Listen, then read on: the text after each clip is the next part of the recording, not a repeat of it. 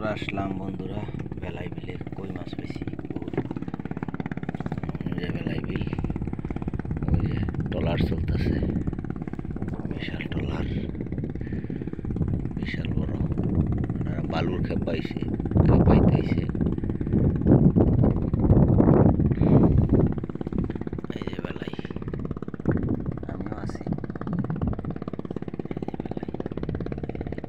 মাঝে ডাঙ্গার পার, তার গাছ,